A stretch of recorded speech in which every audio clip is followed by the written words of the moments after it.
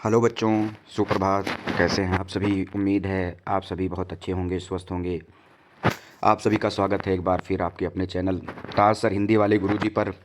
आज हम कक्षा 12 के सबसे महत्वपूर्ण विषय पाठ सुभाषित रत्नानि को लेकर आप सभी के बीच में उपस्थित हैं। अनिवार्य संस्कृत या संस्कृत दिग्दर्शिका कह लें, उसका सबसे महत्वपूर्ण पाठ यही है सुभाषित रत्नानि। जिस बच्चे ने इस पाठ को पढ़ लिया, मैं गारंटी देता हूँ कि उसको यूपी बोर्ड परीक्षा 2026 में 7 नंबर आने ही आने हैं। तो अगर आपको 7 नंबर फिक्स करने हैं, अपने 7 नंबर कंफर्म करने हैं, तो इस पाठ को, इस वीडियो को पूरा देखें। ये मैं फेक नहीं रहा हूँ, मैं गारंटी दे रहा हूँ आपको। इस पाठ से अगर नहीं आएगा तो आप मुझे बताइएगा। इस पाठ से 100%, 110% इस पाठ से आपको कोई ना कोई सूक्ति ज़रूर मिलेगी यूपी बोर्ड परीक्षा 2026 में। तो इसलिए इस पाठ को बहुत ही अच्छी तरीके से पढ़ें और मैं एक एक शब्द का आपको अर्थ बताऊंगा, उसके बाद वाक्य बनाना भी बताऊंगा। तो इस वीडियो को पूरा देखें। वीडियो बड़ी ज़रूर होगी, लेकिन आप वीडियो को यदि पूरा देखते हैं तो आप 7 नंबर कंफर्म कर लेंगे। 7 नंबर आपके पूरे हो जाएंगे, ये एक वीडियो, एक पाठ देखने मात्र से ही। तो एक एक नंबर से ही रास लगती है। अगर आपको 100 में से 99 नंबर हासिल करना है, अंक प्राप्त करने हैं, तो निश्चित रूप से आपको ताज सर हिंदी वाले गुरुजी चैनल को सब्सक्राइब करके शेयर करना चाहिए। और जितने भी वीडियो डाले गए हैं, चाहे भोज्य सौदार्यम हो, संस्कृत भाषा या महत्वम हो, उस पाठ को आप देखें। 10 वाले बच्चे भी, उनके लिए भी बराबर निरंतर वीडियो डाली जा रही है। आप सभी से निवेदन है और कि आप सभी जो है इस चैनल को खूब सब्सक्राइब करें, सराहें और ज़्यादा से ज़्यादा शेयर करने का काम करें। आप हमारी फैमिली है, आप हमें सपोर्ट करें ताकि हम आपके लिए हमेशा खड़े रहें। इस वक्त आप सबकी ज़रूरत है मुझे। आप सब खूब मिलकर सपोर्ट करें, भले ही आप किसी भी कक्षा में पढ़ रहे हों, लेकिन चैनल को सब्सक्राइब करके आप सभी वीडियोज़ को एक बार देख लिया करें। कोई भी ज्ञान व्यर्थ नहीं जाता है। आप सबके सपोर्ट से मैं निश्चित रूप से आपके लिए हमेशा तत्पर रहूँगा, हमेशा आपके लिए खड़ा रहूँगा, और जब भी मुझसे जो भी बन पड़ेगा मैं आपकी मदद किया करूँगा। तो बहुत देर ना करते हुए आइए इस पाठ को शुरू करते हैं। इस पाठ का नाम है सुभाषित रत्नानि। इस पाठ का नाम है बेटा सुभाषित रत्नान। सुभाषित सु मतलब सुंदर, भाषित मतलब भाषा के, रत्नान मतलब रत्न। तो भाषा के सुंदर रत्न या भाषा के मीठे वचन भी आप कह सकते हैं। तो सुभाषित रत्नानि पाठ का अर्थ क्या हो जाएगा? भाषा के सुंदर वचन या भाषा के मीठे वचन। ठीक है, तो पाठ का हमने हिंदी देख लिया। अब आइए एक एक शब्द का हम लोग पहले अर्थ देखेंगे, उसके बाद वाक्य बनाना सीखेंगे। तो आइए शुरू करते हैं। सबसे पहले पढ़ते हैं सूक्ति नंबर 1। भाषासु मुख्या मधुरा दिव्या गिर्वाण भारती तस्या ही मधुरम काव्यम तस्मात् अपि सुभाषितम। चलिए शुरू करते हैं। भाषासु, भाषासु भाषाओं में, भाषासु मतलब भाषाओं में, भाषासु मतलब भाषाओं में, मुख्या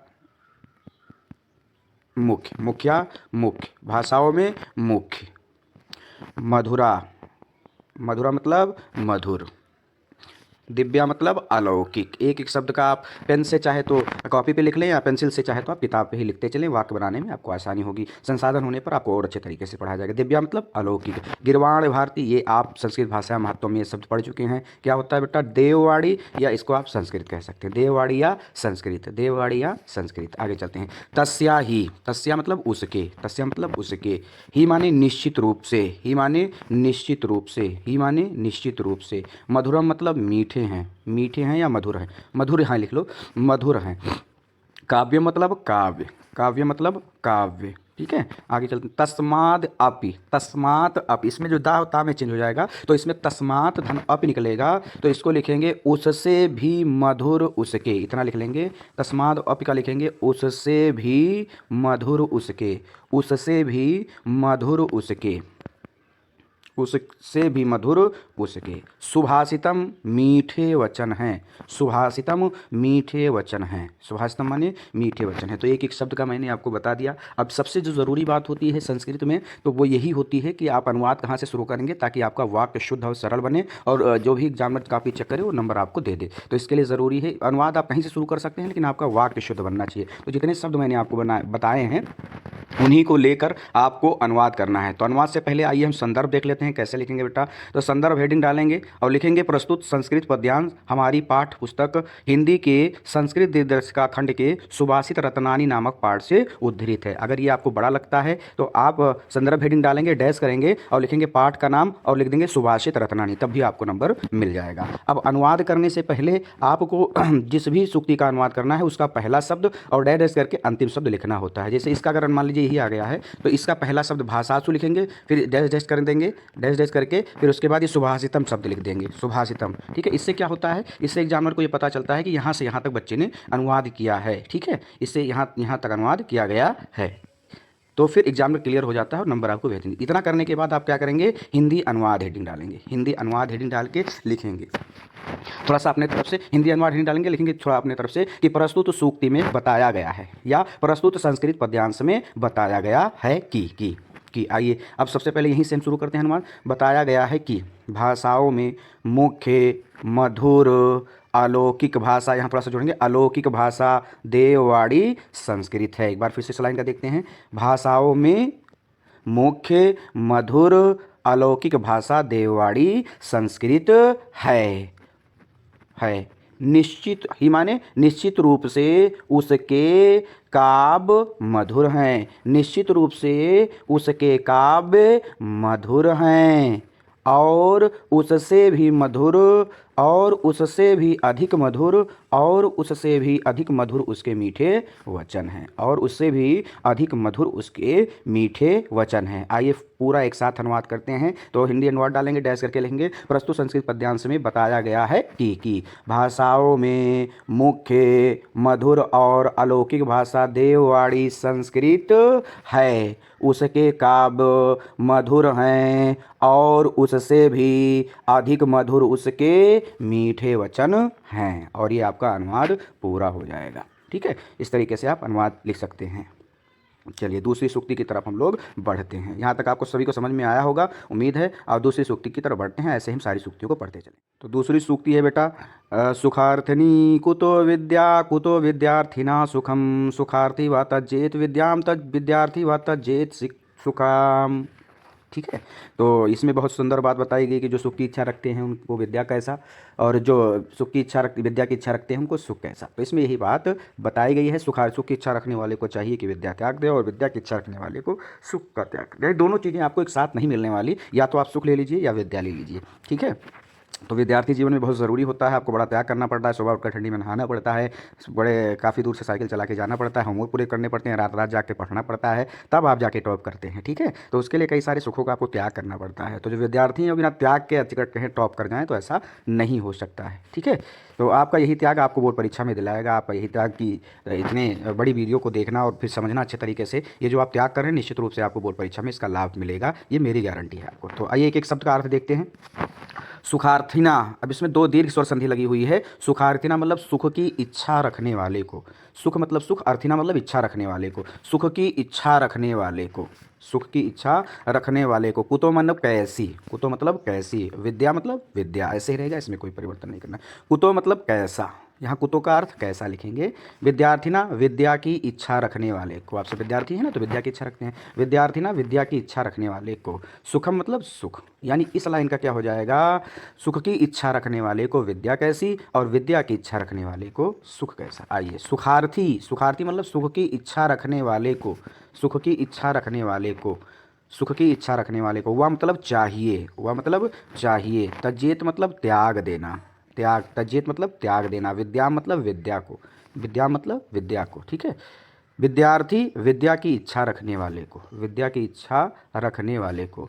वह मतलब चाहिए, तज्जेत मतलब त्याग देना, सुखम मतलब सुख को, सुखम मतलब सुख को। तो सभी शब्दों का आपको सरल अर्थ पता चल गया होगा। अब सबसे बड़ी बात है अनुवाद करना, वही मैंने जिससे बताया आपको पहली सूक्ति में, पहले पद्यांश में, तो उसी प्रकार इसमें भी करना है। संदर्भ मैंने आपको बता दिया। इस पाठ से कहीं से भी कोई भी आता है सूक्ति या कोई भी पद्यांश आता है तो संदर्भ आपका वही रहेगा। हिंदी अनुवाद लिखने से पहले इसमें भी आप करेंगे। हिंदी अनुवाद हेडिंग डालने से पहले क्या लिखेंगे, यहाँ ये सुखार्थनी शब्द लिख के फिर डैश डैश डैश डैश करके उसके बाद आप ये सुखम लिख देंगे, यहाँ पर यहाँ सुखम लिख देंगे। ठीक है, और इस प्रकार क्या हो जाएगा, आपका एक लाइन बढ़िया बन जाएगा। उसके बाद हिंदी अनुवाद हेडिंग डालेंगे और आप लिखेंगे क्या बेटा, लिखेंगे प्रस्तुत सूक्ति में बताया गया है कि। तो मैंने आपको बता दिया कि सुक्ति में क्या बताया गया है। मैंने सुख की इच्छा रखने वाले को विद्या कैसी, विद्या की इच्छा रखने वाले को सुख कैसा। भाई सुख की जो इच्छा रखते हैं वो विद्या छोड़ दें, और जो विद्या की इच्छा रखते हैं वो सुख छोड़ दें। तो दोनों में से कोई एक चीज़ आपको मिलने वाली है, ठीक है। तो इसमें बताया कैसे गया, हिंदी अनुवाद हेडिंग डालेंगे और डैश करके लिखेंगे। प्रस्तुत सूक्ति में या प्रस्तुत संस्कृत पद्यांश में बताया गया है कि सुख की इच्छा रखने वाले को विद्या कैसी, और विद्या की इच्छा रखने वाले को सुख कैसा। सुख की इच्छा रखने वाले को चाहिए कि वह विद्या त्याग दे, या सुख की इच्छा रखने वाले को विद्या का त्याग कर देना चाहिए, और विद्या की इच्छा रखने वाले को सुख का त्याग कर देना चाहिए, ठीक है। तो ये क्लियर हो गया। अब एक बार फिर से अच्छे तरीके से आपको बताता हूँ, ध्यानपूर्वक सभी सुनिए। हेडिंग डालेंगे हिंदी अनुवाद और लिखेंगे आगे, प्रस्तुत सूक्ति में बताया गया है कि सुख की इच्छा रखने वाले को विद्या कैसी, और विद्या की इच्छा रखने वाले को सुख कैसा। सुख की इच्छा रखने वाले को विद्या का त्याग कर देना चाहिए, और विद्या की इच्छा रखने वाले को सुख का त्याग कर देना चाहिए। अर्थात इस सूक्ति में बताया गया है कि विद्या और सुख में से व्यक्ति को किसी एक वस्तु की प्राप्ति हो सकती है। और ये आपका अनुवाद क्लियर हो गया। चलिए आगे अगली सूक्ति पे चलते हैं।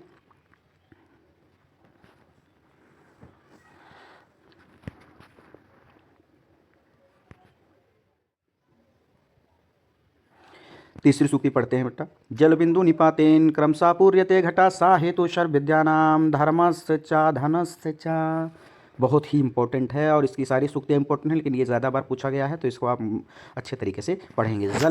जल बिंदु जल की बूंदें, जल बिंदु जल की बूंदें, निपातेन गिरने से, क्रमशः निरंतर, क्रमशः मतलब निरंतर, पूर्यते भर जाता है, घटा मतलब घड़ा, घटा मतलब घड़ा, घटा मतलब घड़ा।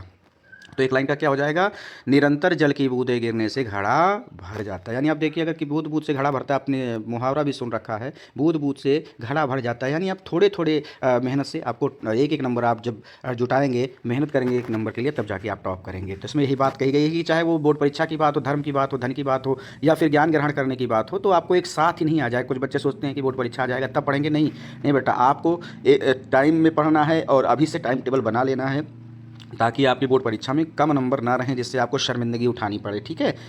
तो इसलिए बहुत मेहनत से पढ़िए और प्रयास से करिए कि पूरा वीडियो देखने के बाद इसको पूरा अनुवाद लिखिएगा, और उसके बाद जहाँ कहीं दिक्कत होगी तो हमें बताइएगा, ठीक है। तो यहाँ तक हो गया। आगे लिखें, सह मतलब वही, सह मतलब वही, हेतु माने कारण है, हेतु माने कारण है, सर्व विद्यानाम सभी विद्याओं की, धर्मस् धर्म की, चा और, चा मतलब और, धनस्य धन की, चा मतलब और, ठीक है। सभी शब्दों का हमने अर्थ देख लिया। अब एक एक शब्द का हम लोग जोड़ करके अनुवाद लिखते हैं। तो संदर्भ आपका वही रहेगा, हिंदी अनुवाद लिखेंगे और डैश करके फिर उसके बाद में लिखेंगे। प्रस्तुत सूक्ति में बताया, प्रस्तुत संस्कृत पद्यांश में बताया गया है कि जल की बूंदें निरंतर गिरने से घड़ा भर जाता है, वही कारण है सभी विद्याओं की, धर्म की और धन की। अब यहाँ थोड़ा सा और जोड़ेंगे अपने तरफ से, तब हालांकि अनुवाद ये पूरा हो गया आपका, लेकिन थोड़ा सा और हम जोड़ देंगे तो हमारा अनुवाद बड़ा शानदार हो जाएगा। अर्थात कवि के कहने का तात्पर्य है कि जिस प्रकार जल की बूंदें निरंतर गिरने से घड़ा भर जाता है, उसी प्रकार व्यक्ति के कठिन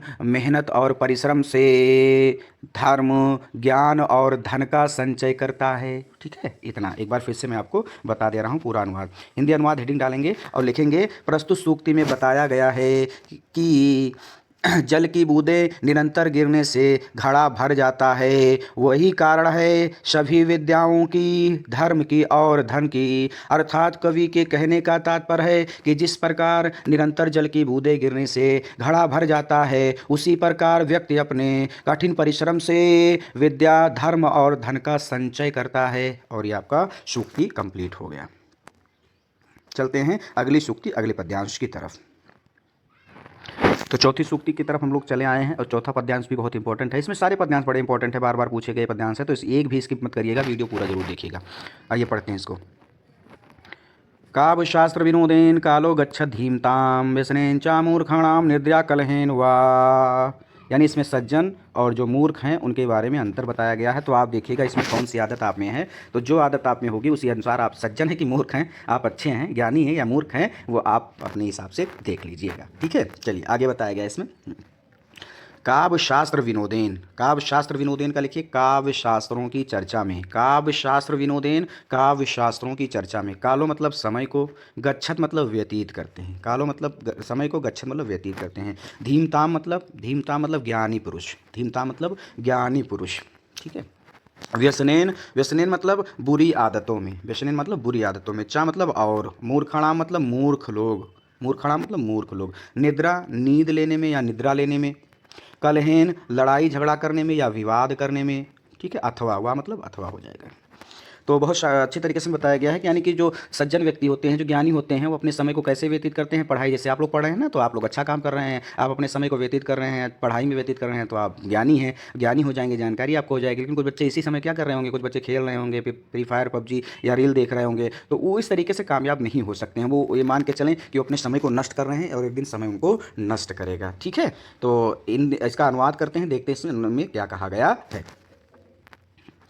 तो संदर्भ आपका वही रहेगा और आप क्या करेंगे, हिंदी अनुवाद मैंने जैसे लिखा, हिंदी अनुवाद से पहले एक शब्द लिखेंगे, एक काव्य लिख देंगे, फिर डैश डैश डैश करके आप क्या करेंगे, वाह लिख, कलहेन वाह लिख देंगे और फिर हिंदी अनुवाद हेडिंग डालेंगे। और क्या लिखेंगे, और लिखेंगे यही बेटा कि प्रस्तुत सूक्ति में या प्रस्तुत संस्कृत पद्यांश में बताया गया है। तो यहाँ धीमताम से हम लोग शुरू करेंगे कि प्रस्तुत सूक्ति में बताया गया है कि ज्ञानी पुरुष अपने समय को काव्य शास्त्रों की चर्चा में व्यतीत करते हैं, जबकि मूर्ख लोग अपने समय को बुरी आदतों में, लड़ाई झगड़ा करने में और नींद लेने में व्यतीत करते हैं। अर्थात मूर्ख लोग अपने समय को नष्ट करते हैं, जबकि सज्जन अपने समय का सदुपयोग करते हैं। फिर से एक बार मैं आपको पूरा अनुवाद बता रहा हूँ, ध्यानपूर्वक आप सुनिएगा। प्रस्तुत सूक्ति में बताया गया है कि ज्ञानी पुरुष अपने समय को काव्य शास्त्र की चर्चा में व्यतीत करते हैं, जबकि मूर्ख लोग अपने समय को बुरी आदतों में, नींद लेने में और लड़ाई झगड़े विवाद में व्यतीत करते हैं। अर्थात कवि के कहने का तात्पर्य है कि सज्जन व्यक्ति अपने प्रत्येक क्षण का सदुपयोग करते हैं, जबकि मूर्ख लोग अपने बहुमूल्य समय को नष्ट करते हैं। और ये आपका अनुवाद कंप्लीट हो जाएगा। थोड़ा ज़्यादा मैं इसलिए आपको बता रहा हूँ क्योंकि बोर्ड परीक्षा में इसी का आपको 5 नंबर मिलेगा, तो 5 नंबर लेने के लिए हमको थोड़ा सा और अपनी तरफ से अगर हम जोड़ करके लिख सकते हैं तो नंबर कटने का कोई चांस नहीं रहेगा। इसलिए मैं आपको थोड़ा सा ज़्यादा बता देता हूँ, और ज़्यादा आप पढ़ेंगे तभी तो आप टॉप करेंगे। तो इसलिए आप बिल्कुल ये घबराइए मत कि हम ज़्यादा बता दे रहे हैं, ज़्यादा पढ़े रहेंगे तो थोड़ा आपको याद रहेगा, और इस तरीके से लिखेंगे तो आपका नंबर कटने वाला नहीं है, 7 के 7 पूरे नंबर आपको मिलेंगे, ठीक है। चलिए आइए अगली सूक्ति पे चलते हैं। तो बच्चों, सबसे महत्वपूर्ण सूक्ति, सबसे महत्वपूर्ण पद्यांश इस पाठ का आपके सामने है, पद्यांश नंबर 5, और इसको आप स्किप कतई नहीं करेंगे क्योंकि ये जो है बहुत बार आया हुआ है, लगभग हर साल पेपर में ये ज़रूर आता है। तो इसके लिए आपको इसको बहुत अच्छे तरीके से देखना है। एक एक शब्द का मैं पहले आपको अर्थ बताऊँगा, फिर वाक्य बनाना बताऊँगा। जुड़े रहिए आपके अपने चैनल ताज सर हिंदी वाले गुरुजी पर। न चौरहार्यम न चौराजहार्यम न भ्रातिभाज्यम न चौभारक्वारी व्ययकीर्ते वर्धत योम नित्यम विद्याधनम सर्वधनम प्रधानम। मज़ा आ रहा है ना। आप संस्कृत पढ़ना भी सीख जाएंगे, और जो संस्कृत के को लेकर आपके अंदर भय था वो भी हम आप समाप्त कर देंगे। बस आप हमारा सपोर्ट करिए, सहयोग करिए और वीडियो देखते रहिए। जहाँ भी आपको दिक्कत हो, एक सिंगल भी दिक्कत आपको है तो ज़रूर कमेंट बॉक्स में हमको बताएं। चलिए, जहाँ बेटा ना आया है, ना जहाँ भी आया है तो उसको लिखेंगे ना तो, ना जहाँ भी आया है उसको लिखेंगे ना तो। चौरहार्यम, चौरहार्यम मतलब चोर चुरा सकता है, चौरहार्यम मतलब चोर चुरा सकता है। ना फिर आया ना तो, ना तो। चा मतलब और, चा मतलब और। राजहार्यम राजा छीन सकता है, राजहार्यम राजा छीन सकता है। ना आया तो क्या लिखेंगे, ना तो। भ्रातभाज्यम भाई बांट सकता है, ना फिर आया ना तो, ना तो। चा मतलब और। भारकारी मतलब भारी होता है या जो भारी होता है, इतना लिखेंगे जो भारी होता है, जो भारी होता है। तो क्या हो जाएगा जब इसको ना क्यों मिलाएं, जो भारी नहीं होता है, जो भारी नहीं होता है। चलिए, व्यय, व्यय मतलब खर्च करने पर, व्यय खर्च करने पर, व्यय मतलब खर्च, कृत्य मतलब करने पर, व्यय मतलब खर्च, कृत्य मतलब करने पर। तो व्यय कृत्य का क्या हो जाएगा, खर्च करने पर। वर्धत बढ़ता ही जाता है। वर्धत एव बढ़ता ही जाता है। वर्धत एव बढ़ता ही जाता है। नित्य मतलब सदैव या प्रतिदिन। नित्य मतलब सदैव या प्रतिदिन। नित्य मतलब सदैव या प्रतिदिन। ठीक है। विद्याधनम विद्यारूपी धन। विद्याधनम विद्यारूपी धनम। सर्वधनम प्रधानम। सभी धनों में प्रधान धन है। सर्वधनम सभी धनों में, प्रधानम प्रधान धन है। इतना लिख लेंगे, सभी धनों में प्रधान धन है। प्रधान धन है। ठीक है। चलिए, एक एक शब्द का हमने अर्थ देखा। अब आइए अनुवाद करना सीखते हैं। तो अनुवाद मैंने बता दिया है कि किस प्रकार पहले आपको संदर्भ लिखना है, फिर अनुवाद करने से पहले एक लाइन ऊपर आपको, हालांकि मैं इसको बोर्ड पर भी अच्छे तरीके से आपको बताऊंगा, कॉपी लिखने का जो तरीका है वो भी आपको अच्छे तरीके से समझाऊंगा। तो हिंदी अनुवाद हेडिंग डालेंगे और लिखेंगे ना तो चौरहार्यम। हिंदी अनुवाद से पहले ना तो चौरहार्यम डैश डैश डैश करके फिर ये लास्ट वाला जो शब्द है सर्वधर्म प्रधानम ये लिख देंगे। उसके बाद हिंदी अनुवाद डालेंगे और लिखेंगे प्रस्तुत सूक्ति में या प्रस्तुत संस्कृत पद्यांश में बताया गया है कि, और नीचे वाली लाइन से हम लोग अनुवाद शुरू करेंगे बेटा। ठीक है। फिर से हिंदी अनुवाद हिंदी डालेंगे और नीचे वाली लाइन से शुरू करेंगे और लिखेंगे प्रस्तुत सूक्ति में बताया गया है कि विद्या रूपी धन सभी धनों में। प्रस्तुत सूक्ति में बताया गया है कि विद्या रूपी धन सभी धनों में प्रधान धन है, क्योंकि इसे, इतना थोड़ा सा जोड़ें, क्योंकि इसे ना तो चोर चुरा सकता है और ना तो राजा छीन सकता है, ना तो भाई बांट सकता है और ना तो जो भारी होता है। खर्च करने पर जो प्रतिदिन बढ़ता ही जाता है। ठीक है। आइए फिर से एक बार मैं आपको पूरी तरीके से अनुवाद बता रहा हूँ, ध्यानपूर्वक सुनिएगा। प्रस्तुत सूक्ति में हिंदी अनुवाद हेडिंग डैश करके लिखेंगे। प्रस्तुत संस्कृत पद्यांश में बताया गया है कि विद्या रूपी धन सभी धनों में प्रधान धन है, क्योंकि इसे ना तो चोर चुरा सकता है, ना तो राजा छीन सकता है और ना तो भाई बांट सकता है और ना तो जो भारी होता है, और जो खर्च करने पर प्रतिदिन सदैव बढ़ता ही जाता है। इसीलिए कहा गया है विद्या रूपी धन सभी धनों में श्रेष्ठ धन है। और ये आपका अनुवाद कंप्लीट हो गया। उम्मीद है कि आपको ये भी पूरी अच्छी तरीके से समझ में आया होगा। चलिए अगली सूक्ति की तरफ। तो अगली जो सूक्ति नंबर 6 या पद्यांश नंबर 6, तो ये मित्र पर है, यानी वो मित्र जो आपके पीठ पीछे आपकी बुराई करता है और पास आने पर आपको भगवान मानता है। तो ऐसे मित्र को बेटा वहीं छोड़ दो जहाँ से आप उठा के लाए थे, क्योंकि ऐसे मित्र बहुत भयानक हैं। ऐसे मित्र हज़ार दुश्मनों से खतरनाक हैं, क्योंकि छिपे हुए जो मित्र होते हैं वो आपके राज लेकर दूसरों को बता देंगे, और फिर जब दूसरों को बता देंगे तो आपकी भी स्थिति जो है बड़ी दयनीय हो जाएगी। इसलिए ऐसे मित्रों को वहीं छोड़ दो, भले उनसे कितना भी फ़ायदा हो रहा हो, लेकिन ऐसे मित्रों का आप त्याग कर दो कि जो आपके पीठ पीछे बुराई करें और सामने आने पर फिर ये बोलें। तो इसमें यही बात बताई गई है। आइए पढ़ते हैं इसको। परोक्षे कार्यहंतारम प्रत्यक्षे प्रियवादिनम वर्जेत्तादिर्षं मित्रम विस्कुंभम पयोमुखम। तो आपने सुना बहुत अच्छे तरीके से। एक एक शब्द का लिखेंगे हम लोग अर्थ। परोक्षे, परोक्षे मतलब होता है दूर होने पर। परोक्ष का लिखिए दूर होने पर और ब्रैकेट में लिखिएगा पीठ पीछे। पर दूर होने पर और ब्रैकेट में लिखिएगा पीठ पीछे। परोक्षे मतलब दूर होने पर और ब्रैकेट में लिखिएगा पीठ पीछे। कार्यहंतारम कार्यों की निंदा करता है। कार्यहंतारम कार्यों की निंदा करता है। प्रत्यक्षे निकट आने पर ब्रैकेट में लिखेंगे आँख के सामने। प्रत्यक्षे निकट आने पर ब्रैकेट में लिखेंगे आँख के सामने। प्रियवादिनम मधुर बोलता है। प्रियवादिनम मधुर बोलता है। वर्जेत तादृशम, इसमें देखिए जो ता है तो यहाँ से अलग हो जाएगा। वर्जेत धन तादृशम। ठीक है। वर्जेत धन तादृशम हो जाएगा। वर्जेत मतलब त्याग देना चाहिए। वर्जित माने त्याग देना चाहिए। तादृशम मतलब उसी प्रकार। तो इतने पूरे का क्या हो जाएगा? त्याग देना चाहिए उसी प्रकार। त्याग देना चाहिए उसी प्रकार। मित्रम ऐसे मित्र को, ऐसे मित्र को, ऐसे मित्र को। ठीक है। विष कुंभम, विष कुंभम मतलब विष से भरे घड़े को, विष से भरे घड़े को। पयोमुखम मुख पर दूध लगे हुए। पयोमुखम मतलब मुख पर दूध लगे हुए। पयाधन मुखम हो जाएगा तो मुख पर दूध लगे हुए। ठीक है। तो एक एक शब्द का हमने अर्थ देख लिया। यानी इसमें बताया गया है कि मित्र जो होता है अगर छली निकल जाए तो जीवन बड़ा दुखदायक होता है। उस मित्र को जब तक आप छोड़ते नहीं तो वो हमेशा आपको दुख और विपदा में डालता रहेगा। मित्र तो सही बात है, सच्चे मित्र बहुत कम मिलते हैं। सच्चे मित्र की परिभाषा किसी ने बड़ी खूबसूरत बताई है कि समय के हीरे में ताज से जड़ा होता है। समय के हीरे में ताज से जड़ा होता है, कदरों कीमत में वही सबसे बड़ा होता है, कदरों कीमत में वही सबसे बड़ा होता है, और छोड़ जाती है इंसान को जब उसकी हिम्मत, तब सच्चा दोस्त ही उसके साथ खड़ा होता है। तो जो विपदा में आपके साथ खड़ा हो वो आपका सच्चा मित्र है, ये नहीं कि जो आपसे लाभ उठाए और भाग जाए। और जो खतरनाक मित्र होते हैं वो किस प्रकार होते हैं, उनकी परिभाषा किसी ने बड़ी खूबसूरत बताई है। बुरे वक्त में रहे खुद को संभाले हुए, जेब में ना रखे कभी सिक्के उछाले हुए। बुरे वक्त में रहे खुद को संभाले हुए, जेब में ना रखे कभी सिक्के उछाले हुए।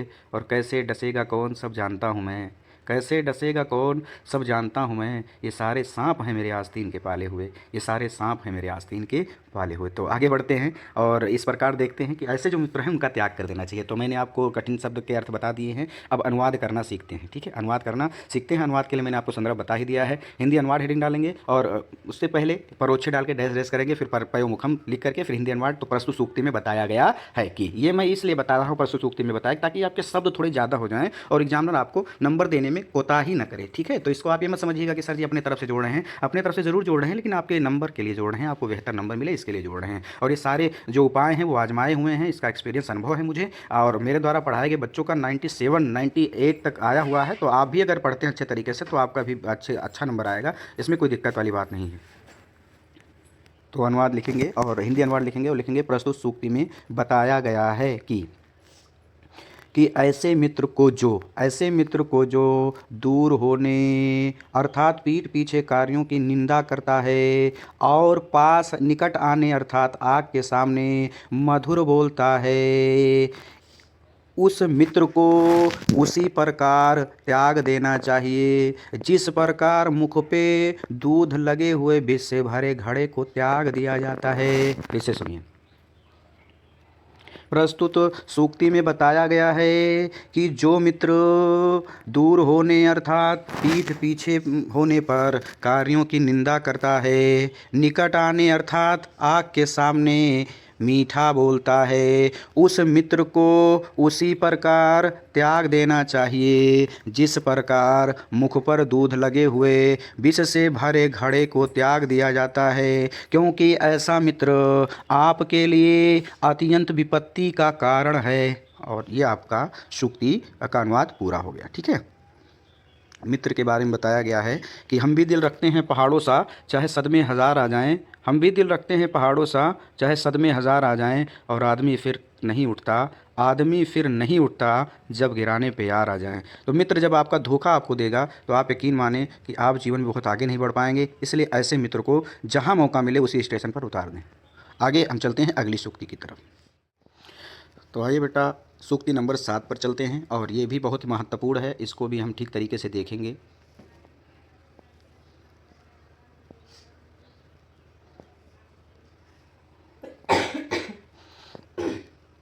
आइए इसको सबसे पहले पढ़ते हैं, उसके बाद इसका अनुवाद करेंगे।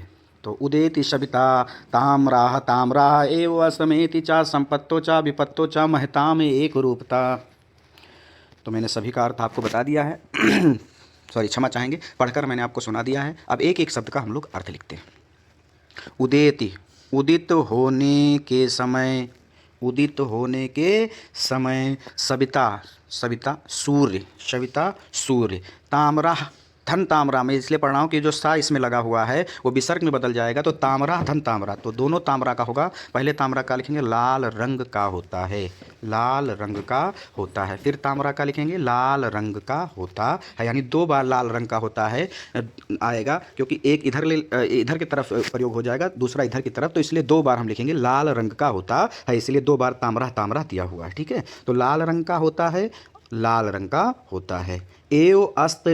अस्तम इति, एवं अस्तम डूबते समय या अस्त होते समय भी, इतने का लिखेंगे, अस्त होते समय भी। चा मतलब और, ठीक है, यहाँ तक क्लियर सभी को। संपत्तो सुख में, चा मतलब और। विपत्तो दुख में, चा मतलब और। महताम मतलब ज्ञानी पुरुष, या सज्जन, महताम मतलब ज्ञानी पुरुष या सज्जन। एक रूपता, एक समान दिखाई देते, एक रूपता एक समान, इसमें 2 शब्द है, महताम धन एकम रूपता, यानी 3 शब्द से बना हुआ। महताम धन एकम धन रूपता। तो महताम मतलब ज्ञानी या सज्जन, एकम मतलब एक रूप, पता मतलब समान दिखाई देते हैं। तो क्या हो जाएगा, इतने का हो जाएगा, ज्ञानी पुरुष एक समान दिखाई देते हैं। महता में एक रूपता का लिखें, ज्ञानी पुरुष एक समान दिखाई देते हैं। चलिए आगे आइए, इसका अनुवाद करते हैं। अनुवाद में आपको बस इतना ध्यान रखना है कि शब्द को इधर उधर करके आपको अनुवाद करना होता है, इसमें बहुत बड़ी बात नहीं होती है, तो इसलिए आप ध्यान से सुनेंगे। संदर्भ आपका वही रहेगा, और जो संदर्भ अनुवाद से पहले आप लिखते हैं एक शब्द का लिखेंगे डैश डैश करके, महता में एक रूपता लिखेंगे, फिर हिंदी डालेंगे, हिंदी अनुवाद। और अनुवाद कहीं से भी आप शुरू कर सकते हैं। तो यहाँ पर थोड़ा सा अनुवाद शुरू करने से पहले मैं आपको बता दूं कि क्या है इसमें। तो इसमें ही बताया गया कि भाई सूर्य जो होता है भाई उदित होते समय भी लाल रंग का होता है, जब डूबता है तो भी लाल रंग का होता है, अर्थात उसकी स्थिति में परिवर्तन नहीं आता। उसी प्रकार जो ज्ञानी पुरुष सज्जन होते हैं उनके पास चाहे सुख आए या दुख आए, वो कभी भी मतलब बहुत भड़कते नहीं हैं, अपने रूप को चेंज नहीं करते हैं, एक समान दिखाई पड़ते हैं। यानी देखिए जो सज्जन होते हैं वो ऐसा करते हैं। बाकी जैसे किसी के पास पैसा आ जाता है तो अपने दोस्तों को भूल जाता है, लेकिन सज्जन जो होता है उसके पास पैसा आए चाहे चला जाए, वो बिल्कुल भी अपने रिश्तेदारों संबंधियों को भूलते नहीं हैं। तो उसमें यही बात बताई गई है, सज्जनों की परिभाषा बताई गई कि सज्जन किस प्रकार होते हैं। तो आप भी अगर ऐसे हैं तो आप भी सज्जन हैं। चलिए हिंदी अनुवाद हिंदी लाएंगे और लिखेंगे, प्रस्तुत सूक्ति में बताया गया है कि जिस प्रकार सूर्य उदित होते समय लाल रंग का होता है और डूबते समय भी लाल रंग का होता है। ठीक है, इतने का फिर से एक बार बता रहा हूँ। जिस प्रकार सूर्य उदित होते समय लाल रंग का होता है और डूबते समय भी लाल रंग का होता है, उसी प्रकार ज्ञानी पुरुष सुख और दुख में सुख और दुख में एक समान दिखाई देते हैं। अर्थात कवि के कहने का तात्पर्य है कि ज्ञानी अर्थात सज्जन पर सुख और दुख का कोई भी प्रभाव नहीं पड़ता है। एक बार फिर से पूरा अनुवाद देखते हैं। हिंदी डालेंगे हिंदी अनुवाद और लिखेंगे, प्रस्तुत सूक्ति में बताया गया है कि जिस प्रकार सूर्य उदित होते समय लाल रंग का होता है और डूबते समय भी लाल रंग का होता है, उसी प्रकार ज्ञानी पुरुष भी दुख और सुख में एक समान दिखाई देते हैं। अर्थात कवि के कहने का तात्पर्य है कि ज्ञानी पुरुषों पर सुख और दुख का कोई भी प्रभाव नहीं पड़ता है। और ये आपका अनुवाद पूरा हो गया। अगली सूक्ति की तरफ। तो बेटा अभी तक हमने 7 सूक्तियों को देख लिया है, 7 पद्यांशों के बारे में जान लिया है और बहुत अच्छी तरीके से हम आगे बढ़ रहे हैं। वीडियो थोड़ी बड़ी ज़रूर है, लेकिन आप इस वीडियो को पूरा ज़रूर देखें, क्योंकि इस वीडियो में आपकी बोर्ड परीक्षा में हिंदी में 100 में 100 लाने का रहस्य छिपा हुआ है। अगर आप इस वीडियो को पूरा देखते हैं तो 7 नंबर पक्के, मेरी गारंटी है आपको। आइए आगे बढ़ते हैं सूक्ति नंबर संस्कृत पद्यांश नंबर 8 पर। और ये 8 जो है उसको भी आप स्टार कर लेंगे, महत्वपूर्ण कर लेंगे। इस पाठ में को जो महत्वपूर्ण सूक्तियाँ हैं उनमें से ये 8वीं सूक्ति भी है। तो आइए इसको पढ़ते हैं। विद्या विवादाय धनमादाय शक्ति परेशान पर पीडनाय खलस्य साधो विपरीतम इत ज्ञानाय दानाय चारक्षणाय। ठीक है, तो उम्मीद है आपको धीरे धीरे बातें मेरी समझ में आ रही होंगी। आइए एक एक शब्द का हम लोग अर्थ देखते हैं। विद्या, विद्या मतलब ज्ञान का प्रयोग। विद्या मतलब ज्ञान का प्रयोग। वैसे विद्या मतलब ज्ञान होता है, लेकिन थोड़ा सा हम यहाँ बढ़ाएंगे, ज्ञान का प्रयोग। विवादाय, विवादाय मतलब विवाद करने के लिए या लड़ाई झगड़ा करने के लिए। विवादाय विवाद करने के लिए या लड़ाई झगड़ा करने के लिए। धनम, धन का प्रयोग। धनम, धन का प्रयोग। मादकता, मादाय मादकता के लिए या बुरी आदतों के लिए। शक्ति, अपने बल का प्रयोग। शक्ति, अपने बल का प्रयोग। परेशान, दूसरों को। परेशान, दूसरों को। परपीडनाय, पीड़ा देने के लिए करते हैं। पीड़ा देने के लिए करते हैं। पीड़ा देने के लिए करते हैं। ठीक है। खलश, खलश मतलब क्या होता है, मूर्ख लोग या अज्ञानी व्यक्ति। मूर्ख लोग या अज्ञानी व्यक्ति। बात आई यहाँ तक समझ में? आगे चलते हैं। साधु मतलब सज्जन, सज्जन या ज्ञानी व्यक्ति। साधु मतलब सज्जन या ज्ञानी व्यक्ति। विपरीतम इत ज्ञानाय, विपरीतम मतलब विपरीत, इति मतलब इसके, तो इसके विपरीत। और यहाँ से ज्ञानाय निकलेगा बेटा, तो ज्ञानाय, ज्ञानाय दानाय और अक्षाएं बोलने के लिए यहाँ भी विद्या, धन और शक्ति का प्रयोग होगा। ठीक है, तो जब हम अनुवाद करेंगे तब उसको देखेंगे। बहरहाल अभी देख लेते हैं। ज्ञानाय का क्या अर्थ हो जाएगा? विपरीतम इत मतलब इसके विपरीत, तो यहाँ ज्ञानाय शब्द बच रहा है, तो ज्ञानाय का हो जाएगा ज्ञान देने के लिए। ज्ञानाय ज्ञान देने के लिए। दानाय दान करने के लिए। दानाय दान करने के लिए। चा माने आप जानते हैं। और रक्षणाय मतलब रक्षा करने के लिए, लेकिन यहाँ थोड़ा सा बढ़ाएंगे और लिखेंगे दूसरों की रक्षा के लिए करते हैं। रक्षणाय का लिख लेंगे दूसरों की रक्षा के लिए करते हैं। रक्षणाय का एक बार फिर से लिखेंगे दूसरों की रक्षा के लिए करते हैं। इसलिए मैं आपको इतना बता देता हूँ ताकि वाक्य बनाने में आपको बहुत मेहनत न करनी रहे, शब्द को थोड़ा इधर उधर करेंगे और वाक्य आसानी से बन जाएगा। इसलिए मैं आपको सभी शब्दों का अर्थ बताते हुए कुछ अधिक शब्द भी बता देता हूँ ताकि वाक्य आपका शुद्ध बने। तो आइए इसके बारे में थोड़ा समझ लेते हैं। इसमें ये बताया गया है सज्जन और जो मूर्ख हैं उनके बारे में अंतर बताया गया है। इससे पहले भी हम कई सूक्तियों में सज्जन और मूर्खों के बारे में पढ़ चुके हैं, तो इसमें भी वही चीज़ बताई गई कि सज्जन की विशेषता क्या होती है और मूर्ख की विशेषता क्या होती है। तो इसमें बताया गया है बेटा कि जो मूर्ख लोग होते हैं वो अपने विद्या का प्रयोग लड़ाई झगड़ा विवाद करने के लिए, अपने धन का प्रयोग मादकता बुरी आदतों को करने के लिए, अपनी शक्ति का प्रयोग अपने बल का प्रयोग दूसरों को पीड़ित करने के लिए करते हैं। लेकिन जो ज्ञानी व्यक्ति होते हैं वह इनके विपरीत, यानी वह मूर्खों के विपरीत अपने विद्या का प्रयोग ज्ञान देने के लिए, अपने धन का प्रयोग दान देने के लिए और अपनी शक्ति का प्रयोग दूसरों की रक्षा करने के लिए करते हैं। तो इसमें यही बात कही गई है। हिंदी अनुवाद हेडिंग डालेंगे, संदर्भ मैंने आपको बता दिया, संदर्भ सभी का एक ही रहेगा। अनुवाद से पहले आप जानते हैं, अनुवाद से पहले एक लाइन में लिखना है विद्या, विद्या के बाद में आपको डैश डैश करके दक्षिणाएं लिख देना, उसके बाद हिंदी अनुवाद हेडिंग डालना है और लिखना है किस तरीके से। प्रस्तुत सूक्ति में या प्रस्तुत संस्कृत पद्यांश में बताया गया है कि यहाँ से खलस से शुरू करेंगे कि मूर्ख लोग अपनी विद्या का प्रयोग विवाद के लिए, अपने धन का प्रयोग मादकता और बुरी आदतों के लिए, अपनी शक्ति का प्रयोग दूसरों को पीड़ा देने के लिए करते हैं, जबकि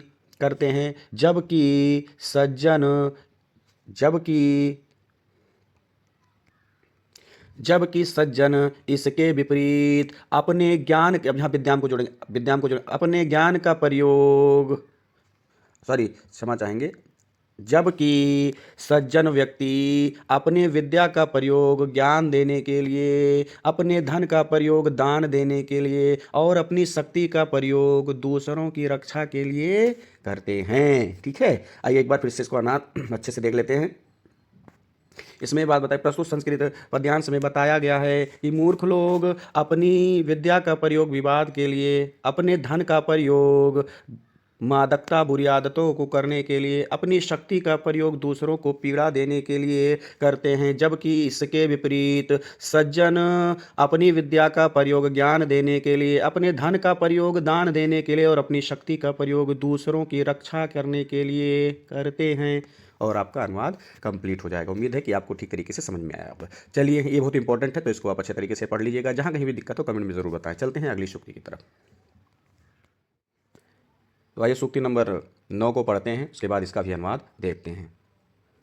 सहसा विद्धीत न क्रियामा विवेका परमापदाम पदम बेउड़ते ही विमर्शकाणाम गुणलोब्धा स्वयमेव संपदा।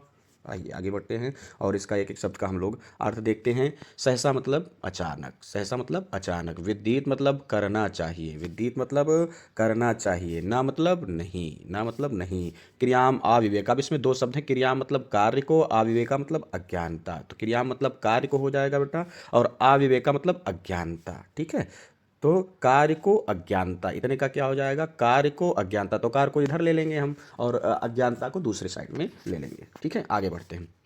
परम आपदाम, प्रमुख आपदा का, प्रमुख आपदा का, परम आपदाम प्रमुख आपदा का। पदम मतलब स्थान है, पदम माने स्थान है। ठीक है, पदम माने क्या है, स्थान है।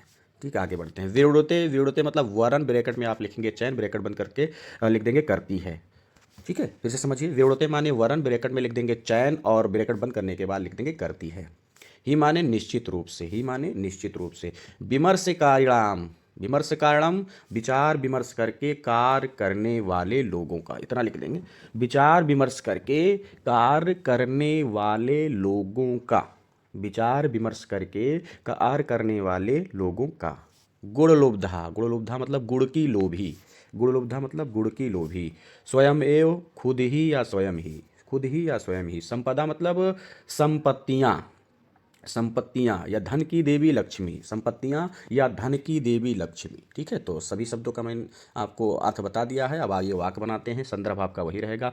हिंदी अनुवाद से पहले आप सहसा लिख के डैश करेंगे और स्वयं संपदा लिखेंगे, फिर हिंदी अनुवाद लिखेंगे। प्रस्तुत सूक्ति में बताया क्या गया है बेटा कि ये इसमें बताया गया कि तुरंत किसी कार्य के नतीजे पर नहीं पहुँच जाना चाहिए। कोई आपसे कुछ कह रहा है तो उस पर तुरंत फैसला नहीं लेना चाहिए, बस उसकी जाँच परख लेना चाहिए। क्योंकि अचानक कोई भी काम अगर आप अज्ञानता में करते हैं तो वो आपको मुसीबत में डाल देता है। और जो लोग क्या है, विचार विमर्श करके हमेशा काम करते हैं, सलाह मशवरा करके काम करते हैं, उनके जीवन में हमेशा सुख ही सुख रहता है। तो वैसे आपको भी करना चाहिए। तो आइए इसका हिंदी अनुवाद देखते हैं। हिंदी अनुवाद हेडिंग डालेंगे और लिखेंगे थोड़ा सा। प्रस्तुत संस्कृत पद्यांश में बताया गया है कि अचानक कार्य को अचानक जानकर कार्य को नहीं करना चाहिए। अचानक जानकर किसी कार्य को नहीं करना चाहिए। अचानक जानकर किसी कार्य को नहीं करना चाहिए, क्योंकि अज्ञानता प्रमुख आपदा का स्थान है। क्योंकि अज्ञानता प्रमुख आपदा का स्थान है। निश्चित रूप से विचार विमर्श करके काम करने वाले लोगों का गुण की लोभी संपत्तियां अर्थात धन की देवी लक्ष्मी स्वयं ही वरण चयन करती हैं। एक बार फिर से देख लेते हैं। प्रस्तुत संस्कृत पद्यांश में बताया गया है कि अचानक जानकर किसी कार्य को नहीं करना चाहिए, क्योंकि अज्ञानता परम आपदा का स्थान है। निश्चित रूप से विचार विमर्श करके कार्य करने वाले लोगों का गुण की लोभी संपत्तियां स्वयं ही वर्ण करती हैं। अर्थात जो लोग विचार विमर्श करके कार्य करने वाले लोग हैं वह हमेशा सुखी रहते हैं। और ये आपका अनुवाद कंप्लीट हो गया। और इस प्रकार हमने 9 सूक्तियों को देख लिया। आगे चलते हैं 10वीं सूक्ति की तरफ। सूक्ति नंबर 10 पे चलते हैं। वीडियो थोड़ी बड़ी ज़रूर हो रही है, लेकिन आप बिल्कुल ये नहीं सोचेंगे अपने मन में कि इसमें से यही एक इम्पोर्टेंट है, बाकी सब अनर्थ हैं, सब बेकार हैं, व्यर्थ हैं। इसमें से कोई भी आ सकता है। ये पूरा पाठ ही अमृत है आपके लिए। अगर आप हिंदी में वाकई में 100 जानना चाहते हैं, 100 में 99 पहुँचना चाहते हैं, तो इस पाठ के एक भी सूक्ति को स्किप मत करिएगा, सभी को देखिएगा। मेरी गारंटी है आपको कि यूपी बोर्ड परीक्षा 2026 में आपको इस पाठ से, चाहे साहित्यिक हिंदी वाले हों या सामान्य हिंदी वाले हैं, आना ज़रूर है बेटा। तो आप इस पाठ को बहुत अच्छी तरीके से पढ़ेंगे। जितने भी मॉडल पेपर आप उठा के देख लीजिए, इस पाठ से आया ज़रूर है। तो आइए शुरू करते हैं। वज्रात अप कठोराणि मृदून कुसुमात अपि लोकोत्तराणाम चेतांश को नु विज्ञातुम अर्हति। ठीक, तो आपने देखा होगा, मैंने पढ़ा वज्रात अपि कठोराण और मृदून कुसुमात अपि मैंने पढ़ा। इसको मैंने कुसुमाद नहीं पढ़ा, मैंने कुसुमात अब पढ़ा। मुझे संधि का ज्ञान है कि व्यंजन संधि से शब्द बना हुआ है। जो ता में चेंज हो जाएगा और यहाँ से छोटा निकलेगा, तो ये दोनों शब्द क्या वज्रात धन अपि है, वैसे एक कुसुमात धन अपि है। ठीक है, तो जहाँ अंत में ता आ जाए, अधत्ता आ जाए, उसका अर्थ से होता है। ठीक है, तो वज्रात अपि मतलब वज्र से भी ज़्यादा। वज्रात अपि मतलब वज्र से। वज्र मानते हैं दुनिया की सबसे कठोर वस्तु मानी जाती है, कठोर धातु मानी जाती है, यानी जिससे ज़्यादा मजबूत कुछ नहीं है। तो वज्रात अपि माने कठोर, वज्र से भी कठोर। वज्र से भी। कठोराणी मतलब कठोर, कठोराणी मतलब कठोर। मृदूनी मतलब कोमल। कुसुपाद अपि, कुसुमात अप मतलब पुष्प से भी, पुष्प से भी ज़्यादा, पुष्प से भी ज़्यादा। लोकोत्तराणाम संसार से ऊपर अर्थात महापुरुषों के। ठीक है, लोकोत्तराणाम मतलब संसार से ऊपर अर्थात महापुरुषों के। ठीक है, तो लोकोत्तराणाम का महापुरुषों को लिख लेंगे। चेतांश हृदय को, चेतांश हृदय को भला, को मतलब कौन, को मतलब कौन, नु मतलब भला, तो क्या हो जाएगा भला कौन। इतने का आप कोनु का लिख लीजिएगा, भला कौन। विज्ञातुम अर्हति जान सकता है। विज्ञातुम अर्हत मतलब जान सकता है। तो सभी शब्दों का मैंने आपको अर्थ बता दिया। आगे बढ़ते हैं, इसका अनुवाद लिखते हैं। तो संदर्भ वही रहेगा, हिंदी अनुवाद से पहले एक शब्द आप लिख करके और उसके बाद विज्ञातुम अर्हत लिख देंगे और फिर डैश करके हिंदी अनुवाद डालेंगे और फिर लिखेंगे। प्रस्तुत सूक्ति में बताया गया है कि, अब यह सबसे बड़ी बात जो होती है, अनुवाद कहाँ से शुरू करना है, तो हम अनुवाद यहाँ लोकोत्तराण महापुरुषों के। ठीक है, आगे प्रस्तुत सूक्ति में बताया गया है कि उन महापुरुषों के वज्र से भी ज़्यादा कठोर, पुष्प से भी ज़्यादा कोमल हृदय को भला कौन जान सकता है। अर्थात कवि के कहने का तात्पर्य है वह महापुरुष जो प्रस्तुति के अनुसार कठोर व्यवहार करते हैं और प्रस्तुति के अनुसार ही कोमल व्यवहार करते हैं, ऐसे व्यक्तियों के हृदय के बारे में भला कौन जान सकता है, अर्थात कोई नहीं जान सकता है। एक बार फिर से अनुवाद करके आपको बताते हैं। हिंदी अनुवाद हिंदी डालेंगे और लिखेंगे। प्रस्तुत सूक्ति में बताया गया है कि उन महापुरुषों के वज्र से भी ज़्यादा कठोर और पुष्प से भी ज़्यादा कोमल हृदय को भला कौन जान सकता है। अर्थात जो महापुरुष परिस्थिति के अनुसार कठोर व्यवहार करते हैं और प्रस्तुति के अनुसार ही कोमल व्यवहार करते हैं, ऐसे लोगों के हृदय को भला कौन जान सकता है, अर्थात कोई नहीं जान सकता है। और ये भी सूक्ति आपकी कंप्लीट हुई। चलते हैं अगली सूक्ति। तो इस प्रकार बेटा हमने 10 सूक्तियों को देख लिया। बची हुई 5 सूक्तियाँ और हैं, पाँचों ये भी इंपॉर्टेंट है और 11वीं बहुत इंपॉर्टेंट है, जिनमें हम जिन सूक्तियों को हमने महत्वपूर्ण किया उनमें से इसको भी जोड़ लीजिए। और ये जीवन के लिए भी महत्वपूर्ण है और ये यूपी बोर्ड परीक्षा की दृष्टि से भी महत्वपूर्ण है। आइए शुरू करते हैं। पीड़ात या सुचरिते, पीड़ात या सुचरिते पितरं सा पुत्रो यद भर्तुर्यो हितमिच्छति तत्कलत्रं तन्मित्रं आपदे सुखे चासं क्रियं यद त्रयं जगति पुण्यकीर्तो लभते। ठीक है, एक एक शब्द का हम लोगों ने पढ़ के देखा। अब आगे इसको एक एक शब्द का हम लोग अर्थ देखते हैं। तो पीड़त मतलब प्रसन्न करता है, पीड़त माने प्रसन्न करता है। ठीक है, पीड़त मतलब प्रसन्न करता है, यह मतलब जो, यह मतलब जो। ठीक है, जो। सुचरिते या अपने, या का मतलब अपने भी लिख सकते हैं या जो भी लिख सकते हैं, जो आपको समझ में आए वो लिख सकते हैं। सुचरिते मतलब सुंदर आचरण से, सुचरिते मतलब सुंदर आचरण से। पितरम मतलब पिता को। ठीक है, पितरम मतलब पिता को। सह मतलब वह, पुत्रो मतलब बेटा या पुत्र, पुत्रो मतलब पुत्र। पीड़त ये हो गया। यद मतलब जो, जो यद माने जो। भर्तुर्यो मतलब पति के, भर्तृयो मतलब पति के। हितम इच्छत हित की इच्छा रखती है, हितम इच्छत हित की इच्छा रखती है। तत् मतलब वह है, कलत्रम मतलब पत्नी, तत् मतलब वह है, कलत्रम मतलब पत्नी। ठीक है, तत् मतलब वह है, कलत्रम मतलब पत्नी। ठीक है, आगे तन्मित्रम आपदे। अब इसमें 3 शब्द है, तत् धन मित्रम, धन आपदे है। तत् माने वह है, मित्रम मतलब मित्र, आपदे मतलब दुख में। तो इतने का हो जाएगा, वह मित्र जो दुख में, वह मित्र दुख में, वह मित्र दुख में, सुखे सुख में। चा मतलब और, चा मतलब और। समक्रिय मतलब समान व्यवहार करता है, समक्रिय मतलब समान व्यवहार करता है, समक्रिय मतलब समान व्यवहार करता है। यद माने जो, यद माने जो। यत त्रयम यह 3 चीजें, यत त्रयम यह 3 चीजें।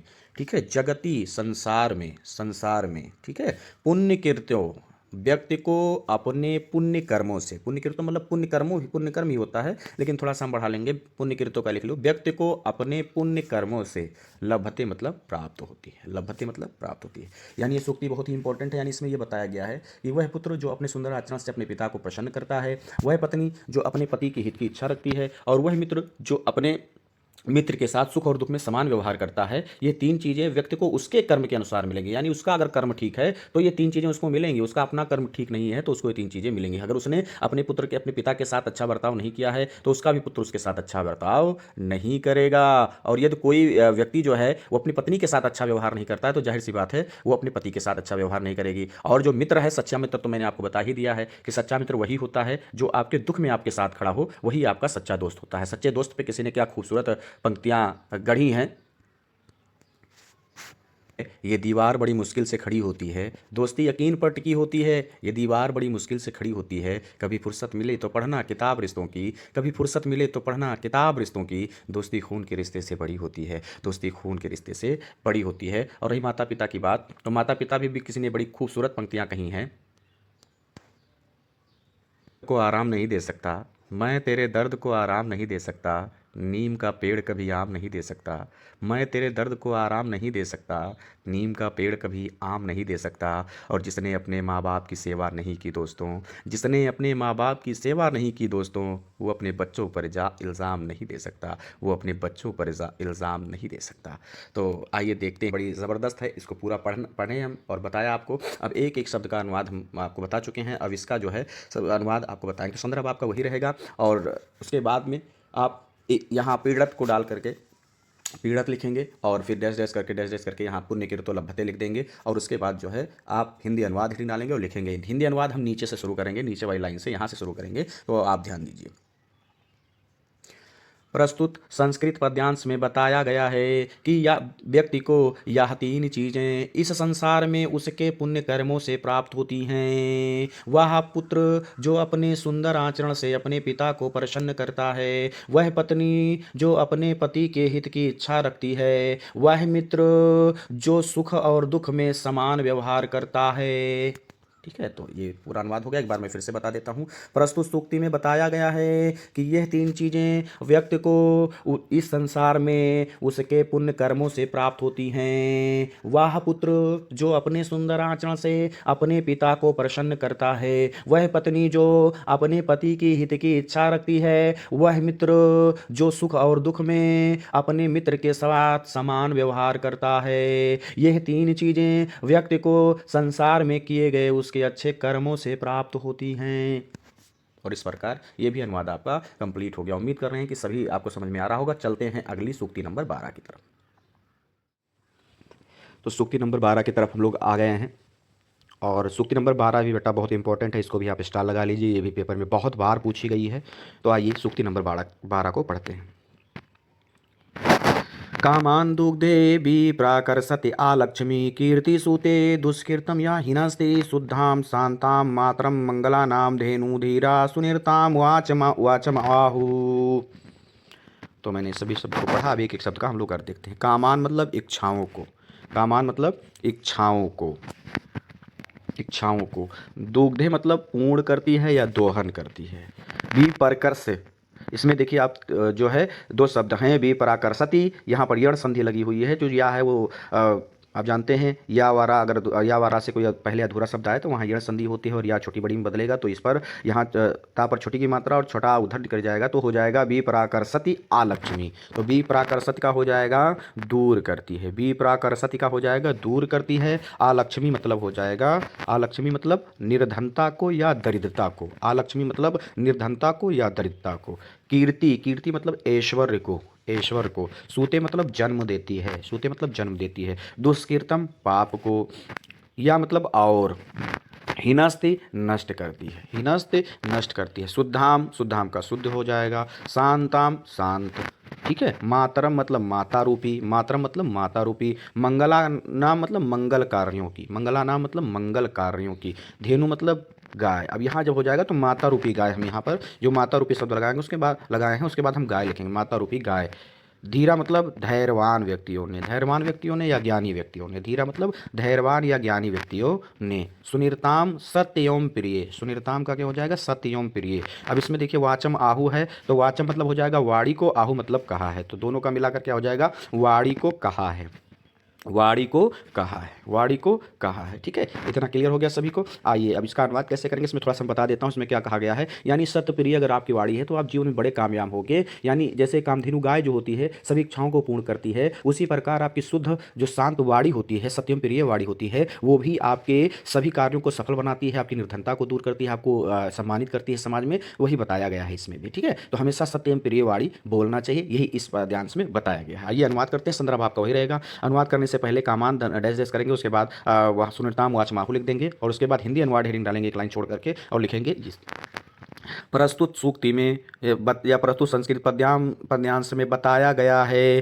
कि धैर्यवान और ज्ञानी व्यक्तियों ने सत्य एवं प्रिय वाणी को शुद्ध शांत और मंगल कार्यों की माता रूपी गाय कहा है। आप देख रहे हैं ना कहाँ कहाँ शब्द मिलाने पड़ रहे हैं, तब आपका वाक्य शुद्ध बन रहा है, तो आपको भी जानना पड़ेगा। फिर से सुनिए, प्रस्तुत सूक्ति में बताया गया है कि धैर्यवान और ज्ञानी व्यक्तियों ने सत्य और प्रिय वाणी को शुद्ध शांत और मंगल कार्यों की माता रूपी गाय कहा है, क्योंकि वह सत्य एवं प्रिय वाणी कामनाओं को पूर्ण करती है, दरिद्रता को निर्धनता को दूर करती है, ऐश्वर्य को जन्म देती है और पाप को नष्ट करती है। ठीक है, फिर से एक बार हिंदी अनुवाद आप हेडिंग डालेंगे और लिखेंगे प्रस्तुत सूक्ति में बताया गया है कि धैर्यवान और ज्ञानी पुरुषों ने सत्य एवं प्रिय वाणी को शुद्ध शांत और मंगल कार्यों की माता रूपी